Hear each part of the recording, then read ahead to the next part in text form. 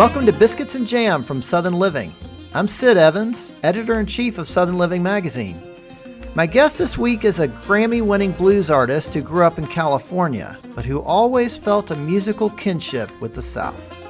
Nashville really represents American music in a big way, but really where it was in New Orleans, Alabama, Mississippi, Memphis, that's where it all came from. What's really great about it is like Aretha Franklin walks into Muscle Shoals expecting to find black musicians and figuring all those guys were white.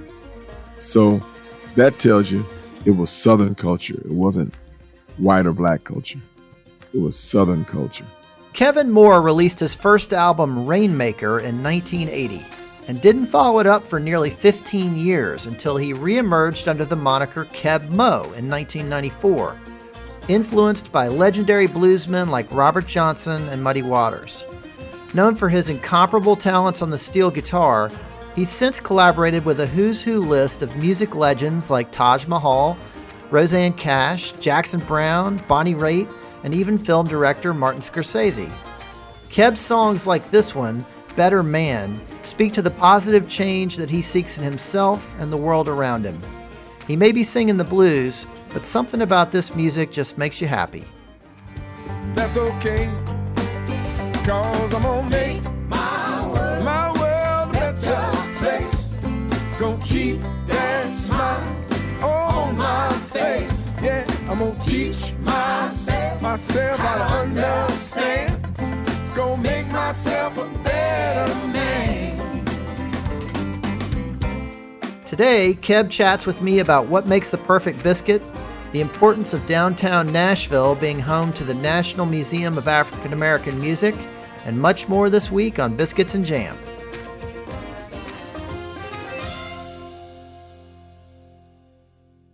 Well, Keb Mo, welcome to Biscuits and Jam. Well, thank you. Glad to be here. So you grew up in Los Angeles, but your parents were from the South. They were from Texas and Louisiana, is that right? Yes, my mother was from Hooks, Texas, which is a town outside of Texarkana. And my father is from a town called Heflin, Louisiana, which is outside of Minden, which is outside of Shreveport. And so how did those guys meet, and how did they wind up in California? Well, they met in California. My father came out to California on a Sears and Roebuck scholarship from because he was a valedictorian of his class. So he got to go on a Sears and Roebuck scholarship to UCLA. Wow. So out there, he was going to college, and he met my mother. I don't know where he met her, but I guess he met her, and he's got all goo-goo-eyed, and the next thing you know, here I am and my sister. So, Keb, we usually talk about food a little bit on this show, and I'm just wondering if you grew up with a lot of Southern food there in California. Yes, I grew up with a whole lot of Southern food. And there was one Italian dish that we had, though, was spaghetti and meatballs. Wasn't Southern, but we thought it was because we had it so much. Or spaghetti and meat sauce. How about that? Not meatballs. Spaghetti and meat sauce, because that was a little more economical. You get the ground beef and spread it out there. But I grew up on really, in the morning, breakfast was mostly grits, Yeah. Grits and eggs and bacon. A lot of restaurants serve grits, but the grits I grew up on were not soupy grits. Like you go to someplace, they put grits in a little bowl. The grits I had, they sat on your plate. So did your mom or your dad love to cook? Yeah, they both loved to cook. They divorced when I was about 5. So I grew up mostly on my mother's cooking, but my mother would cook great. Basically, they were survival meals because she was raising 4 kids on her own. So what we had was like, a lot of things we had would be like neck bones. You know about neck bones? Sure. Neck bones, and some potatoes and vegetables in there, and you'd get the neck bones, and that was your meat. But there was very little meat on the neck bones. You kind of get the flavor of the meat. Yeah. And then we were raising a lot of greens and cornbread, beans and rice. So it was heavy plant-based, and fried chicken. Oh, did she make a good fried chicken? Oh, yeah, she make a great fried chicken. You had to make it in an iron skillet. It was made with Wesson oil. I don't know what she put on it, but A lot of times, one of the secrets was Lori's seasoned salt. Oh, yeah. And my Aunt Laura made a great fried chicken. And my father made a great fried chicken. I don't know what he did, but he had a recipe for fried chicken. Girls used to come over to my house, when I was with my dad, when my dad would make fried chicken. Is that good? Wow. So he was really kind of helping you out. Yeah, he helped me out. I never got lucky for the chicken, but girls would actually come over and say, "Your dad made some chicken." Ooh. So are you a cook yourself? Yeah, but I don't cook much Southern food. If I make greens, collard greens, or kale or something like that, I make it in a wok with mushrooms, onions, and olive oil, and I kind of updated it. And during my lean years, I made a lot of beans and rice. The beans and rice came in really handy. Yeah. Because, beans and rice, you make a big pot of rice, a big pot of beans, and you eat that all week. And hopefully, come payday on Friday, there'll be some chicken involved. There'll be a piece of meat in the beans to give you the illusion of meat. Well, your mom had a lot of mouths to feed. But we were healthy. We stayed healthy because we ate a lot of plants. We had beans and rice, greens and cornbread. Yeah. And it was a really healthy meal. And so there would sometimes be some chicken and dumplings or things like okra. I never liked okra, but she would make okra, green beans. Then there was always a piece of salt pork in there to give it the mojo. But my Aunt Laura, we would have 2 Thanksgivings during Thanksgiving. So the big meal, Thanksgiving meal, the turkey would be at the center of it, of course, the turkey. And then the dressing, would be a cornbread dressing with sausage, onions, and a number of things in there. And it was just, the dressing was the star. Some of it got stuffed in the turkey, but most of it was in a big pan. And the dressing was outstanding. So they make cornbread, mash the cornbread up, put it all together, rebake it in the oven, and they make the gravy out of the stuff. And the giblets from the turkey would go in the dressing and be spread out. And so we'd have Thanksgiving on the Thursday, and then my Aunt Laura would do her Thanksgiving on Friday, because in the week, so those that wanted to do Thanksgiving again, she'd go over, and she had a kick butt. I'm just gonna say kick butt. Can you say kick butt on? Oh yeah, sure, that's fine. Yeah. But the yams, the cornbread dressing, turkey, preferably dark meat for me. I love the dark meat, and the gravy, and of course, the sweet potato pie, which is I'm finding to be a rare art. And sometimes, I live in Nashville, you can't find a good sweet potato pie in Nashville. Yeah. You have to go down to Alabama. That's right. or Georgia or Atlanta to get a good sweet potato pie. Because I found that, I thought when I was moving to Nashville that I was moving to the South, but Nashville is in the South. But as far as Southern cooking, it's very different because it's a melting pot of Southern life. But the cooking in Mississippi and Alabama are very different from the cooking in Nashville. All I could find was a chess pie, sweet potato pie. So sometimes people will ship me a sweet potato pie from somewhere else. Hey, we'll see if we can get you one. Be careful, I'm a harsh critic. Wow, 2 Thanksgivings in a row. That's a lot, but that sounds pretty great. And she would make biscuits. My mother would make homemade rolls. The rolls she would make, still today my sister makes them. And they were you just couldn't stop eating them. But my Aunt Laura would make biscuits for breakfast, but she would make rolls too. It's very similar to what my mother made. But her biscuits, I still haven't had a biscuit as good as my Aunt Laura's biscuit. She was my father's slightly younger sister, and she lived to be like 93 or something. She was still cooking, she just died because she caught pneumonia, She was still driving, still cooking, still telling jokes, still everything, and sturdy. But she would make these biscuits, and I don't know what she did, and she'd dust them. They had the right dusting. She would cut them with a can, and I would go to the corner store and get some Brer Rabbit syrup. So you put the butter and the Brer Rabbit syrup on the biscuits. Get out of town, baby.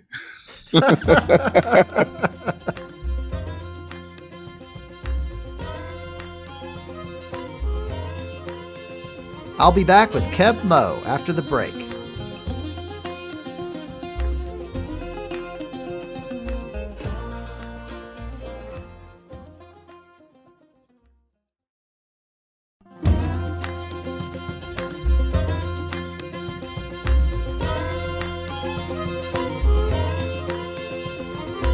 Welcome back to Biscuits and Jam from Southern Living. I'm Sid Evans, and I'm talking with world-renowned blues artist Keb Mo. So Keb, to turn to music for a minute, did your parents turn you on to the music that you came to love, or did that come from somewhere else? My mother had a first cousin named Prentice. Aunt Trudy was my mother's sister, and Prentice was her son. And Prentice could cook and like crazy. And he played the blues. After church on Sunday, if we go over there, he'd have Lowell Fulsom, B.B. King, Lightning Hopkins, Bobby Blue Bland. He had all that stuff playing on his Blaupunk stereo that he had in the house. And that's where I learned about the blues. As far as playing guitar, I learned that from my mother's brother, Herman. Uncle Herman taught me guitar. My mother and father weren't necessarily music aficionados, but the way my mother probably influenced me the most is by dragging me to church every Sunday. Didn't like church, but you got to say the music was on point all the time. So Keb, I'm wondering if you can describe that for me. I mean, what was it like to be in that church on a Sunday? What did it look like, and what kind of music were you listening to? Well, the church was the Beulah Baptist Church in Watts, and it was right adjacent to the Will Rogers Park, right where the Watts riot started, in 65. It's a pink building, and it was Sunday. It was usually very hot in there, especially in the summertime. No air conditioning, the windows had to be open, and the church was full of women with big hats, lots of cars in the parking lot of 57 Chevys, 58 Chevys. I remember the pastor's 58 Cadillac that would sit there in the preacher's space. And you'd go in, and there was a lot of paisley ties, wingtip shoes, suits with pinstripes that men had owned for years, that was their suit, two suits, And the deacon board, shiny shoes, slick back hair, men and women wearing high heels and those stockings with the seams in the back. I mean, they were dressed. They were dressed. They were dressed. Church is casual now, but church was a formal occasion back then. You had to have a suit. You had to wear a tie. You had to be clean, And so it was very, very long service. The service would start about 10 o'clock. Officially started at 11 and would go till 2 o'clock in the afternoon, 1:30, 2 o'clock in the afternoon. Wow. Long, hot. There was a lot of music, a lot of preaching, announcements, a lot of Dr. Watts. You know what Dr. Watts is? No. Call and response, where the deacon would go like, I love the Lord, he heard my cry. And the audience said, and pitied every moan. All these things. Now, that's all I remember about it. And I'm just going like, wow, but the deacons would do that. And that's called Dr. Watts, the old thing, which is a real thing that kind of doesn't happen anymore in Baptist churches, in the black churches, Yeah. And so it was like, I think it was probably a throwback of field hollers and Old South and stuff like that. But it was beautiful. Sermon, too much blaming and just tell me what you shouldn't do, and all that stuff, and going to hell, going to heaven. I was like, was not into it.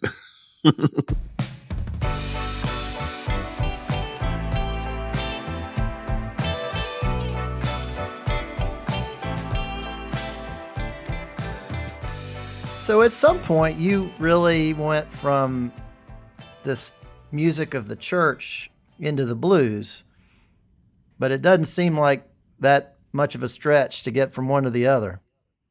Well, the blues, I'm watching the church innocently. I'm listening to the radio, what's going on the radio, and immediately you correlate. The world teaches you that these things are connected without telling you. All the singers, like Sam Cooke was famous, and people knew that he came from the Soul Stirrers and that he was, had started singing secular music against the wishes of the church, probably. All these singers came from the church because they sounded just like the people I heard in church. Yeah. So you kind of knew that they were the same thing. So, Keb, a lot of artists make the move to Nashville in their 20s or their teens. But for you, that came a lot later. And I've heard that your wife, Robby, was actually an instigator. How did that move happen? Well, we packed up the house, called a moving van, and here we are. That's the short story. Here's the long story.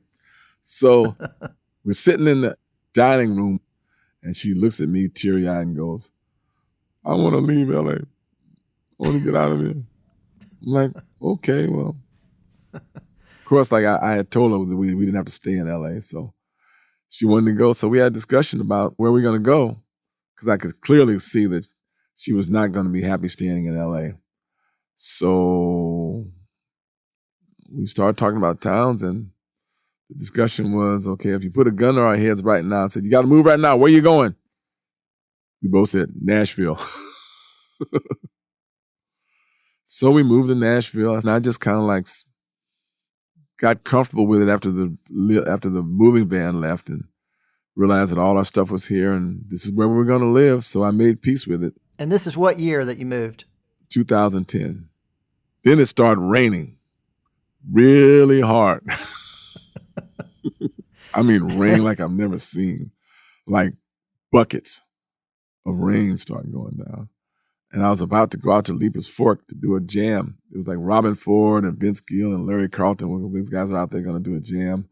So I said, I'm going to go out there. And it was just raining. I put my stuff in the back of the car. And then Vince called me and goes like, you might want to just wait a minute, stay where you are.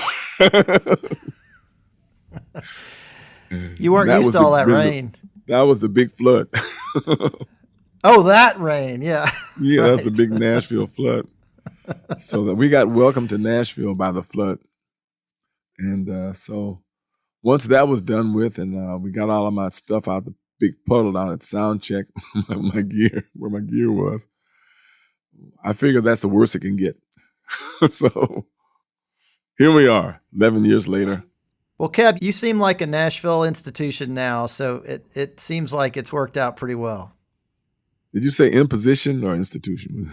Institution. You're part of the fabric of that town now. Well, Nashville has been very nice and very accommodating to me.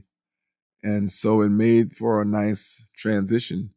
I mean, I would have liked the town even without the welcome, But that made it better, and I got to meet different players and different things. And I literally started a new life and expanded my realm of people to engage with creatively and socially. It was great. So, Keb, you won a Grammy for an album that you did with Taj Mahal, where the two of you went by the name Taj Mo. How did y'all get to know each other? Was that in Nashville or was that earlier? First, I got to know Taj Mahal when I heard Taj Mahal. First time I heard him was at a high school assembly in Compton, California in 1969. He came to school and did a performance. And so after that, I didn't really know what to do or where to find Taj. I didn't buy records. I had a guitar and I played in a band, and everybody else had records and I just kind of tagged along. So while I was going to LA Trade Tech, a friend of mine gave me a 4-track tape. I don't know if you remember 4-track before. There was before 8 tracks. You can look kind of young. Anyway, what preceded the 8-track was the 4-track. So I got a 4-track tape of Taj Mahal's Natural Blues. And I put that in my tape machine in my car. I rode around with that thing for I don't know how long, over and over. Years later, I wanted to meet Taj Mahal. I always wanted to meet him. I was 40 years old at that point by then, And then over the years, I'd run into him different places. And Taj is a very engaging, talkative, always willing to socialize, very gregarious, very extroverted. And he would teach all the time. He's teaching you all the time. Just information just spews out of him about musical history. So one day he goes, we're in Atlanta, and this is like years later now, at a tribute for Greg Allman. And he goes, "Hey man, we ought to do a record together." So I thought about it for about 2 seconds, and I said, "Okay." Didn't have to think about it very long. We settled on a date, which is like a few months ahead. He came out. I didn't know what it was going to be like. I didn't know whether he was going to hate everything I did or it was going to be whatever. I had no idea. We started working. I had one song ready, and that's good, man. That's good. So we started recording, and we started writing, and then he started go, he says, "Oh yeah, I think you know what you're doing. You got this." So I was like, okay. So we proceeded to like remotely make the record. I would send him ideas, and he would comment on them, say yay or nay, and that's how we made the record. Y'all had a great song on that album called "Don't Leave Me Here." Yeah, that's kind of a love song to Mississippi. Mm-hmm. What was the origin of that song? Well, Taj Mahal, him and I and Gary Nicholson sit down and ride. And Taj says, "How the weather?" He says, "How the weather in the downtown? How the weather down south? How the food tastes in your mouth?" And then from there on, we just took off from there. How the weather in the country, how the weather in down south, how the food tastes. So there's the weather, the country, the food, the South, and we're off and running. Remembering about the South, that good food, all the big leg women, I love about that line, like, way down in Ida Bean, they got more fine, big leg women than any one man ever seen. Food, women, chicken, good old music and stuff, blues. So, it's kind of like that famous line that Muddy Waters said, like, if you was black one Saturday night, you wouldn't want to be nothing else.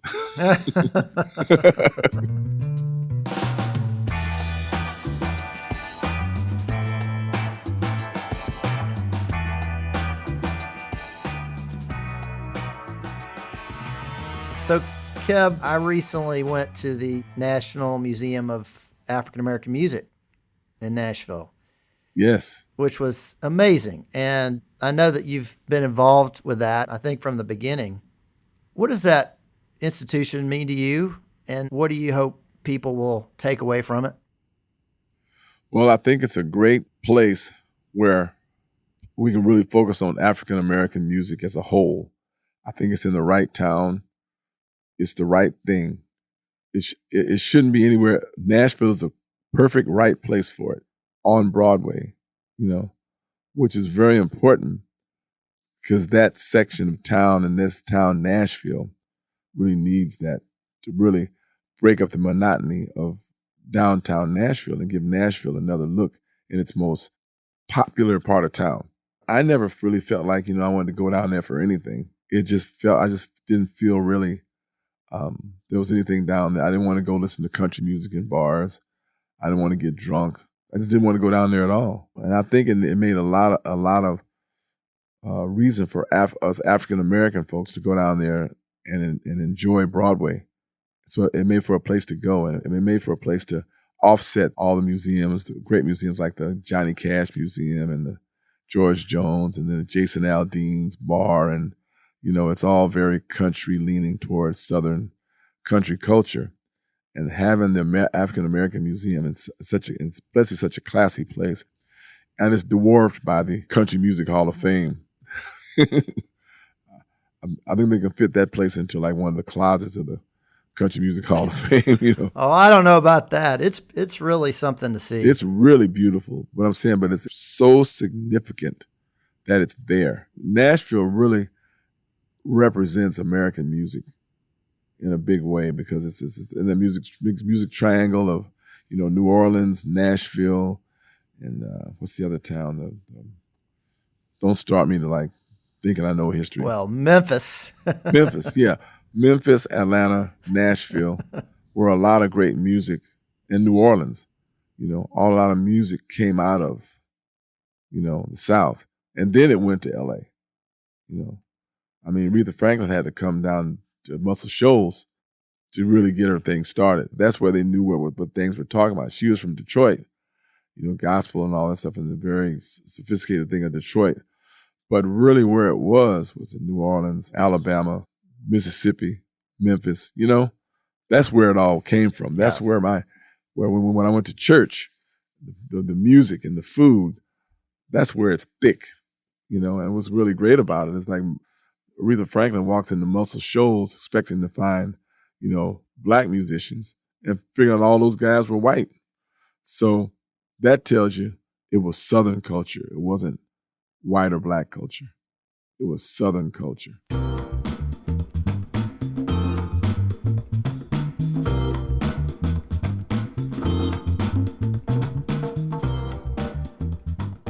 So much of your music is happy, and one of my favorite songs of yours is called Life is Beautiful.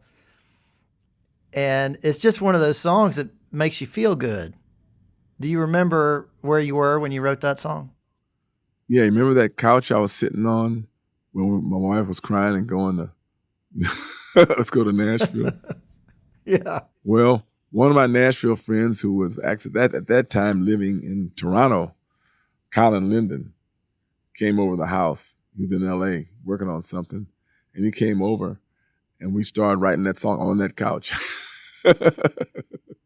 Well, it's a great song, and Keb, would you mind just singing a little bit of it for us? Oh, really? I had no idea I was going to have to sing for my supper. You don't have to do anything you don't want to.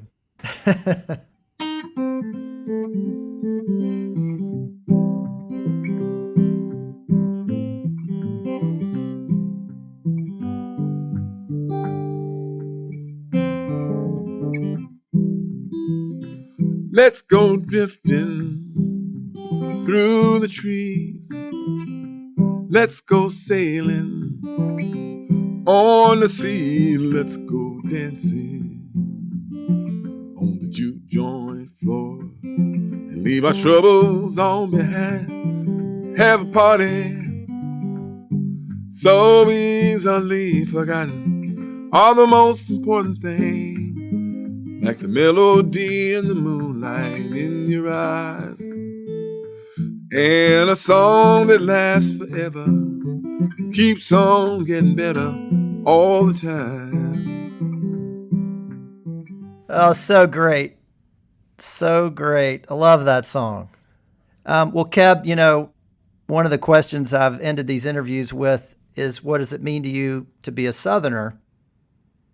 And of course, you grew up in California, but let me just ask you, what has it meant to you to live in the South for this last decade? Well, the first thing I noticed when I moved here, after a few months of being here, was that